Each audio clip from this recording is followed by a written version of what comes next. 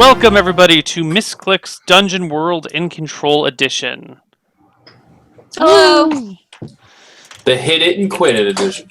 No.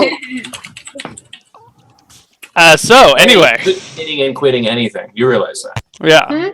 What are we hitting this week, Geoff? Today we're hitting my creative world inside of fantasy. Ah. And then we're gonna quit it. And then we're gonna quit it in 4 hours. All right. Respectfully though, and with like proper notification. You know, it ends at roughly 10 o'clock PDT. No one can say you weren't clear about your intentions. That's correct. Good. Well, Geoff, you want to take it away?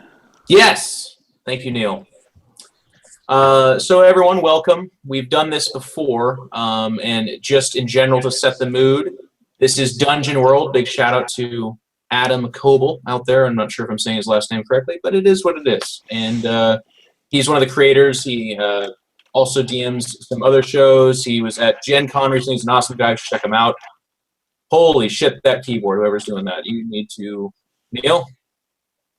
I'll throw a fireball at you. No, I'm just kidding. But yeah, so it's the long and short of it is I'm going to do the best I can to do this system, but I did not study Dungeon World, and I'm not coming out like an emerging monk from a cavern where I'm like, I have ascended to God mode of Dungeon. So it's gonna be a little bit loose. We're gonna have fun with it. So please don't get distracted by the fact that we're not following it to a T. But we are doing the best we can, and we're gonna have a lot of fun. This is a singular episode. There will be no continuation. So at the end of this, all the parties should die, and if they don't die, then congrats. That's really cool of them. I'll be very excited about that. I also want to give a big shout out to. This is my first time DMing Stephanie Powell here, Miss Viola, and we'll get introductions underway in a second. First time DMing me too. And Anna, yeah, a little bit of an experiment, husband-wife DMing session. That's we had a little bit of time beforehand where I'm like, "You're okay with me killing you, right?" Like, I don't want this to get weird. And seems like we're gonna be okay, but we'll see. I'll tweet out if I'm sleeping on the couch. I have to tell you guys. Can I tell them about our call earlier, Geoff? No. Well, I won't tell them the content of it, just the reaction. Yeah, you can tell them the reaction. So Geoff and I are on Skype just during the day, and Geoff says, "Honey, LOL, honey, I need to call you." So he calls me. He's giggling as he's calling me, like, and not even just like chuckling, like flat out, like, you know, that squeaky thing he does. And he proceeds to tell me about the world he created and how entertained he was by his own idea for the world he created. And at first, I was chastising him to not laugh at his own jokes, but as he explained it to me, I ended up snorting in my office, laughing and snorting in front of everybody in my tiny little startup office. So I think tonight will be a good time. Oh, it's guaranteed to be a good time. And I will do world introduction. We'll talk about our characters in a second. But first, as is tradition with our D&D and role-playing shows, let's go around and see how everybody's doing. Let's start with Miss Jen, Livinpink. How you doing? Good. I have nothing much that changed since Sunday, but I can say that today I also thought I was really funny and laughed alone at my own. There's nothing wrong with that. Nothing wrong with that. Hilarious, because the people around me didn't think it was that funny, and I was just like, "Oh, this is so good." Because there's this French-Canadian TV show called Ramdam, which I've never actually watched, but it is very characteristic because the characters, they interact with each other like normal. It's like actors and shit, and it's just a series. But then they look at the screen and they talk to the audience directly. They're like, "This guy is acting really weird right now. I should do something about it." And then they continue interacting like that person never zoned out to the screen. It's really fucking weird. And I did that twice today to different groups of people. They were like, "Why are you talking like in another direction?" And I'm like, "This is hilarious." I look like I'm an insane person, and it's so funny when people, like, some people get it because it's a very popular show, but some people are like, "What the fuck?" Yeah, that's it for So my this day. is the Misscliks Entertaining Ourselves edition. Yeah, and I'm totally gonna keep doing this. I think it's hilarious. I love talking to like the no public that I have. It's good. Oh, Jen. And over to the marathon man himself, Mr. Neal Erickson. How you doing, bud? I'm good. How are you guys doing today? We will, Neal, but this is about you. Oh, us yeah, about it's you. about me. I've had a relaxing week after the whole 120-hour marathon thing. I didn't do really anything Wednesday. Just did Love Bites Thursday. Took Friday and Saturday off like I normally do. Those are my normal days off, and got a chance to chill out. And then came back and went role playing hard on Saturday and Sunday. And then yesterday I spent all time off stream when my power was out for like 6 hours, No. working on roleplay solemn and stuff. So I've been doing very little streaming this week, unfortunately, but lots and lots and lots of behind the scenes stuff. And I'm really excited just about the upcoming, like the chance to get all this work done on all these role playing shows. So there'll be cool stuff coming up for Misscliks next week, for Roleplay Solemn, for the new Age of Strife campaign, which is only semi announced. And yeah, I'm super psyched about everything. Oh, and Very cool. today or tomorrow is when the 5th edition Player's Handbook comes out. It comes out today, but it's not arriving at my Oh house yet. shoot! So that's exciting too. Very I didn't good. know that. All right, Neal, and over to Stephanie. Stephanie, what's up? Not much. I'm doing well. I am learning to code at work, which is really cool. That's awesome. I know. Yeah, I can't even imagine. it's rough, but it's interesting. Let's see. I'm going to PAX with Anna, which is awesome because it's also my 30th birthday. Ooh, happy birthday! Thank you. It's actually a week after, but we're just going to pretend. And yeah, there's lots of Misscliks news coming up, but nothing to announce. So here we are in the tradition of esports making announcements of announcements. Really? So Soon, you did? TM. Are those Misscliks Well, cards behind you? They Misscliks Magic are. card? So we haven't released this video yet, but I wanted to display them anyway. We made a video at MLG, and I need to just make it. But Mark Hutley sent us all these really cool gifts, and I got Magic the Gathering versions of our CPU core art from Pirates. And I know what everyone's thinking. Stephanie's not actually that small. Those cards are actually large. Yes, they're huge. This one is the Avacyn one. That is, I think, actually really not publicly seen before, but I have a really cool print of it too that they did special cool. for me. What if Stephanie really was that small? How cool would that That'd be be? awesome. She'd be even cooler friend because we'd be like, she'd be world famous for how small she is. Yeah, we'd be like, dude, you know that girl whose head isn't even as big as a magic card? That's my friend. I totally know her. She's really cool. All right. And speaking of world famous tiny people, Anna, how you doing? Oh, thanks, honey. That's sweet. I'm good. I have been traveling all over. I just got back from Puerto Rico, where I was doing some filming with PR Balrog, who's one of our Evil Geniuses fighting game players. So that was cool. Cool perk of the job, getting to do some traveling like that. But I've been traveling so much that I was actually really happy to come home. And as Stephanie said, I'm going to PAX. Then after that, hopefully getting a rest to bring to you some very exciting Misscliks things. Not that she arrested, mentioned. guys. Get some rest. That's what she meant. Not arrested, hopefully. And in the meantime, I have been the producer for the live show for Intel's Next Top Live Streamer, for which Neal is a contestant. And as I always mention, I have no bearing on the outcome of that competition. Geoff is a judge, but I am not. But that's been crazy, and if you want to support me and make me a very happy little producer, you can tune into that on Wednesdays at 5 p.m. PDT, which is tomorrow. I've been watching Okay. the show every How week. about you, Geoff? What have you been up to? Oh, sorry, Jen. I was just saying I watched every single show except one, and then I watched part of the VOD. That's how committed I am. That's you vote awesome. for me, Pretty Jen? good. Huh? Did you vote for me? Yes. Good. Yes, I Every did. day. By the way, not to plug myself, but I am. Today's the last day to vote for me for the show tomorrow, and I'm really scared because I have the least average votes going from week to week. So vote, guys, go. Should be a battle. Hashtag save Koibu. All right. Ladies and gentlemen, let's go ahead and get started. So I'm going to explain to you this world because it's a little bit different. It's a lot of it different from the traditional worlds. The general theme of it is it's kind of your classic phantasmic, there is magic, there is monsters. It's knights and kings and queens and that kind of thing. But the spin on it is that this is a little bit of a utopian time. There is no war. And I think my mic's getting picked up from you. Sorry. We have awesome mics here. There is no war going on. There's no rival gigantic army of oppressing doom. There is no tyrannical dragons for which people pay fealty and human sacrifices. There is only one bad guy, and he's more of kind of a legend. People don't really see him very often, but when he does show up, bad things happen. And his name is Horrortooth Van Cleave the Decapitator, and he is a Dragon Knight. Which is, again, kind of legendary.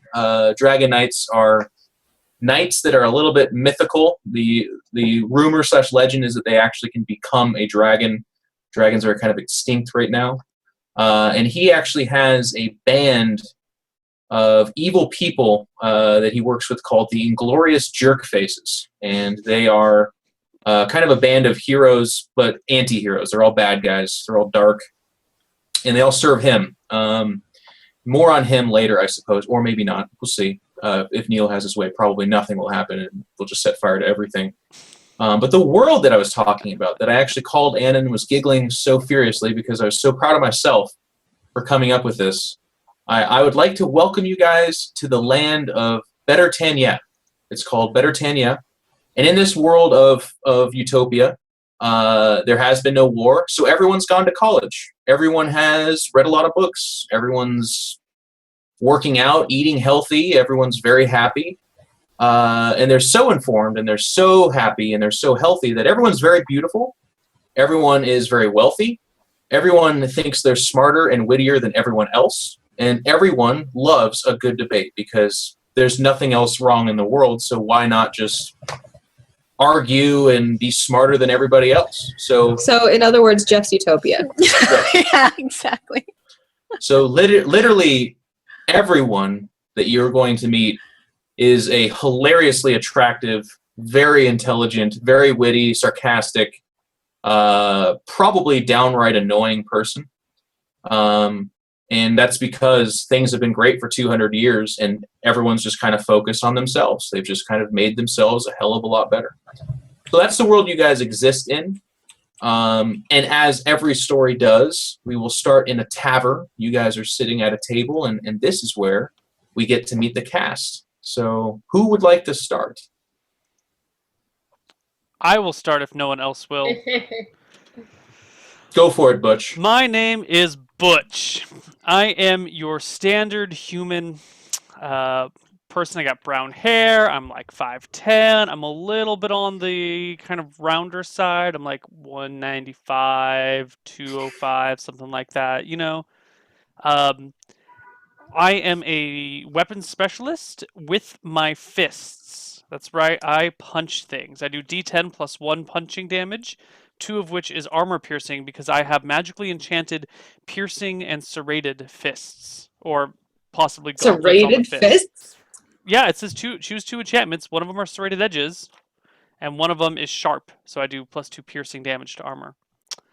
I wear scale mail, have no shield, carry around some coins, and pretty much just bounce around from bar to bar, acting superior, getting into fist fights, telling everyone I know everything, and just kind of acting like the total shit, even if he is just a total little shit.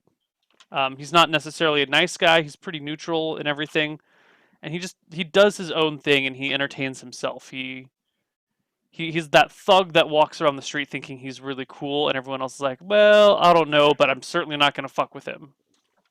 You guys are all guests, by the way, to Better Tanya. You guys are coming in. Okay.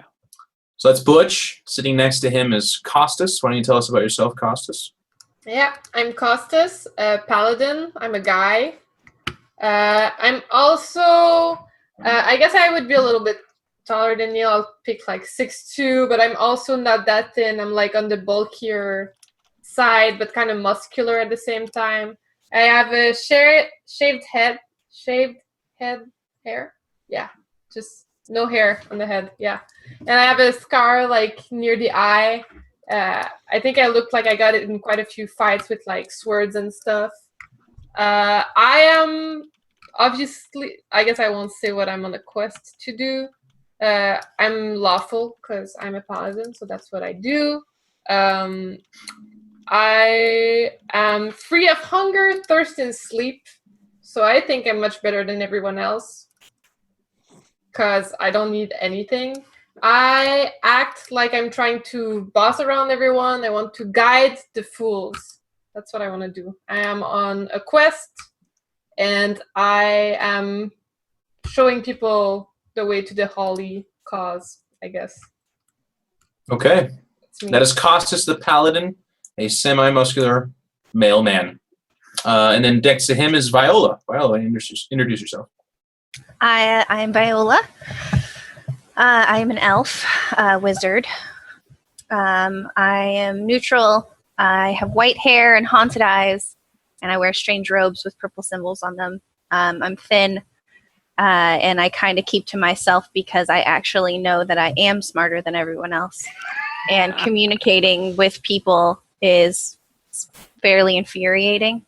But I will stand up to my convictions if I get, frustrated enough. But it's hard being smart. It is. Yeah. Trying I can see times. a common theme in this episode. Mm-hmm. Flaminga, you are last, but certainly not least. Well, maybe. Well, only in stature, because I am a halfling woman. I am a bard, and my name is Flaminga with 2 A's. I have, according to the customs of Dungeon World, joyous eyes. I'm wearing a stylish cap. I'm wearing ostentatious traveling clothes, and I have what could be described as a well-fed body. I also carry with me a fine lute that was given to me by a noble, as well as a dueling rapier. I know a lot about the grand histories of the known world. And my primary objective is, as a bard, to tell stories. And as such, you will see me employing whatever means necessary to find epic stories to tell. I am also wearing... I already talked about my stylish cap. It's like super stylish. So Very stylish cap. Yeah. All right, travelers.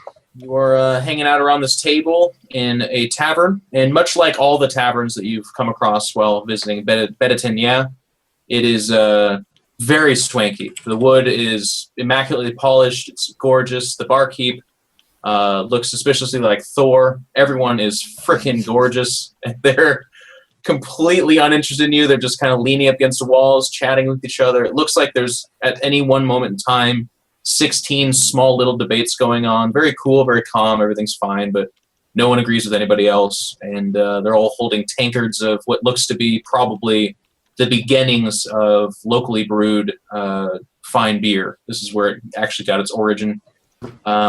People are eating kale salads and chewing on immaculately cooked chicken legs, but of course only with a napkin tan or a fork. And that is your setting. So what would you guys like to do now? What the hell kind of food is this? I say, upending my salad on the floor. You have a salad? I ordered food. I take it, and they possibly gave me a salad. Okay, so you just ordered generic food, or did you, bring me some food. The waiter kind of rolls his eyes at you, turns, walks, makes his rounds to the other people, but then you see him disappear behind the counter, presumably to the kitchen. So I have a question. It's Sure. out of order, point of order. We have bonds on our character sheet that we didn't assign because we didn't know our counterparts until just now. those Should bonds we are for assign experience. those? This is a hit it and quit it. So Oh, so we don't need those. nope. Okay. Sorry. End No of problem. order. So he disappears. He does come back. What feels suspiciously like kind of on his own time, and he is carrying a tray of kale salad, and he doesn't say anything and kind of puts it down in front of you. I eat a leaf, then upend my salad and go, "What the hell is this? I want some meat." Kind of collectively, the entire room lurches back a little bit because they're not this is very strange to them. The waiter kind of puts his hands up and goes like, "That was edible delight. That was delicious food. I don't Have understand." you ever eaten this shit? Yes. Tastes like shit. There, companion. Be respectful. You were an ugly little You man. respect this leafy crap. I No, upend I her won't salad eat it. too. I toss some of her. I agree. It is quite bad. I but throw her I salad, don't his need, salad on the floor. I don't need food anyways. But you shouldn't do that. This is bad. I bend over and pick it up. There's 2 salads on the floor now. The waiter begins to help you pick it up. He's making a very big scene to sigh and breathe deeply as he's cleaning this, but he does clean it up. I go and lean up, like, during all that distraction, I kind of, like, wandered off a little bit, presumably, like, oh, just a second, I'm going to go to the restroom, or I'm going to go grab a drink or something like that. And I lean up against the bar, and I look up at whoever's next to me, probably the most important-looking person I can find, and say, "What do you make of this loser?" The person kind of looks over their shoulder at you and then looks down, and you can actually see their eyes kind of fixate on your belly in particular, and then they just kind of go back to talking to the other person. Do I perceive that they have any pockets or anything hanging at my level that I could take? This person happens to be wearing what is very much so in fashion at the time. There's like 70 pockets all over them. It's called a pocket garb, actually. They have so many pockets. Is there one that is at my level? Like, I would Could say roughly 20 of the pockets are at your level. okay. I stealthily, when they're not looking, try to pickpocket them. All right, I want you to make a D20 roll. On a 15 or higher, you get into one of the pockets that is holding something. Over If there. I fail, do they automatically notice? No, you reach into an Okay. empty pocket. Okay. So just roll d20. Yep.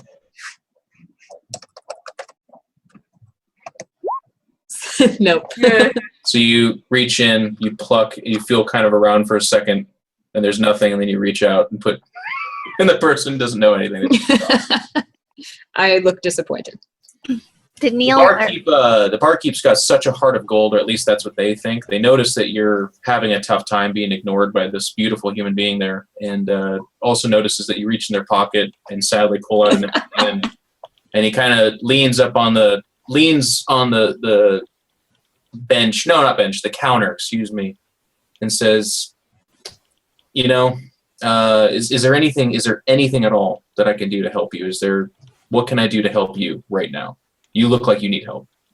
You look like you need a lot of help, but I'm just offering what I can do." You know what I mean? I look at him as if, like, not sure if I can trust him, and I kind of look around, and then I, like, motion for him to lean in. And He I much like, if you're leaning into a dirty diaper, kind of starts to, but like this, I can hear you. What's going on? What can I do? I've been kidnapped. I need your help. That guy who's making a scene over there is my captor. You look like you're 70 years old. And do you mean like a adult napped? That'd be more specific. I think I've been abducted. Abducted is the correct adverb here. Yes. Thank you for that grammar lesson. I really appreciate it. Well, you look like you needed it. Thanks. Abducted is Do you not an like my adverb. hat? Anyways, so It is in this world now. I would just run away, Just a verb. but he has something very precious to me hidden underneath his clothing. I can't imagine you'd be able to run fast. You've got a very fat body and very tiny legs. I don't think that's I conducive would call to it running at all. well-fed. Well-fed. Well-fed would be. Not you know fat. what? You need more help than I thought. Would you like me to alert the authorities or something? It's more just that I can't You know what? reach. Can I stop you? It's probably best that I make a decision for you. It sounds a lot like you're having a tough time even deciding what. I mean, again, You're probably right. yeah.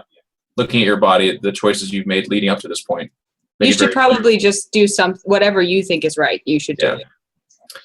As you say that, he pulls off his shirt, and he is ripped beyond ripped and tanned, Nice. gorgeous extents. And he says, "You can tell that I've made great choices throughout my life." I say, I believe that to be true. Do you want to touch me? I absolutely do. I was just asking to see what you'd say. I don't want you to touch me. Your hands are dirty. I touch him anyway. I like Well, launch you try. my. You I try your launch tiny, my. stubbly No, I arm. launch my body at him with both hands like this, just to try to put All right. both of my hands on Roll his a chest. 2d6. You reach out with your stubbly, barred arms. I to literally touch his like body. he's above me, you know, and I'm like down here, and I just go ha. Yep. Yep. 2d6. So that's a fail. So there's a basically something very ugly could happen. You're going to find out something very ugly, or I'm going to have you fall over the counter face first and take damage. The choice is yours. Something very ugly. What do you mean? Well, I can't say the name of it, but you're going to learn something kind of bad. Okay. I take what's behind door number 2. No damage. Okay, so you reach out for his body. He like leans back, puts on his shirt and says, "I want you out. I want your filthy, tiny, fat body out. You need to get out of here." And he points to you can't see. I look bored and I just start walking away. Okay, he goes Back toward my companions. Do we see this interaction, or are we too busy tossing salad right now? I think you guys could have noticed this by now. Sure, it's towards the tail end. You just see the ugly part, I think, as opposed to. Okay. If I see the ugly part, I want to get out of my chair and start waddling over towards this shirtless, whatever. He's got muscles, but, this shirtless guy. Everyone does, though. Yeah, okay, so you waddle over to him. He's at the counter. He's on my side of the bar, right? No, he's on the other side. Okay, so he's the bartender? Yeah. Okay. Hey. And he looks over my friend at you. some trouble? I asked your friend to vacate the premises. This establishment has higher standards. And that's not a short joke, although to be honest, whatever happened to no shirt, no shoes, no service? You got your shirt off. Shouldn't you be leaving? He kind of looks at himself and looks at you, and I think there's a little bit of your belly poking out beneath your. There's a lot to love here, man. There's a lot to love. And he goes, "Look, man, you look like you've made a lot of poor choices. I'm gonna tell you something." I ain't made no poor choices. I'm rich. Okay. That, by the way, saying I'm rich is like being in like downtown Los Angeles and be like, "I'm an actor, sir," and then everyone's like, "Yeah, okay." He kind of looks at you guys and says, "Look, your friend can stay. I take pity on them. I take mercy. I know that she didn't ask for it, but it's fine." Good. I turn around and start walking away mid-sentence. When I see Flaminga coming to the table, I finish picking up the salad. And then I go up to her and I'm like, "Darling, are you okay? Is this gentleman giving you trouble?"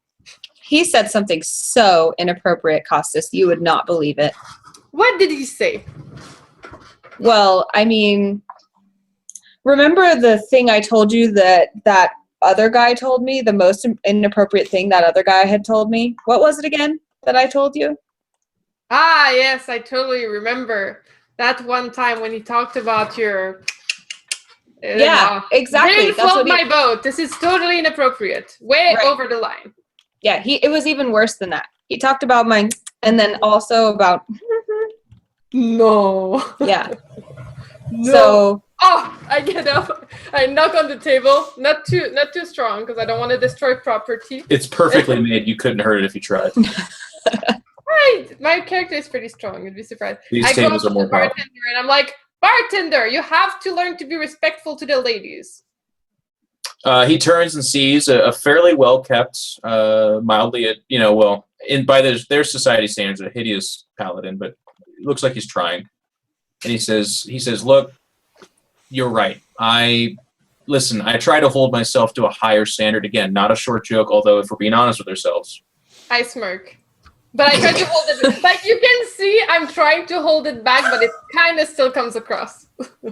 Look, we're getting a lot of business right now. It's probably best that you guys stay in here. There's a rumor, and it's I don't like to abide by rumors. You know what rumors do. It's not based on fact or scientific evidence, and there's no prognosis for where we can even generate the origin of the... I digress. Listen, poor Tooth Van Cleve, the Decapitator, is rumored to be in our region. The local authorities probably are more than enough to handle him, but if this rumor becomes true, I would hate if and he kind of looks at all of you and is just like, if you and your people were to be hurt. Oh no, we will not be hurt. I am actually on a mission to slay a dragon knight. This A might mission? be... Wow. Oh yes, Good for you. And who... the gods have sent me to slay a The dragon gods. knight. Look, we proved there were no gods a long time ago. All right, we did this whole kite thing with electricity. There was none. We didn't see any. I give him a look of pity and I'm like, ugh, disgust. Like, you poor soul. Well, look, if you're on a mission to kill Tooth Van Cleve, the Decapitator, you obviously know what you have to do to kill him then, of course, right? No. Why don't you remind us? And he looks over, he says, who, normally my ears pick up exactly what is said, but who said that? I'm just eating my kale salad. In your like purple wizard robe, so Yeah. kale salad. I'm like snuggling up against her side and playing with my lute while I'm watching this happening. He's like, and he kind of returns his attention back to Costas and is like, your friend needs more protein, and she could do for a lot of probably non-aerobic exercise. She's done a fantastic job remaining thin. Listen, I digress. The legend has it that you actually need a special sword in order to even kill the Dragon Knight, which again, preposterous, right? By basic, ridiculous. just parameters of humanity that we know exist. If you smash something into smithereens, it ceases to live. But this is all based in fantasy that I'm assuming people like you guys actually believe. So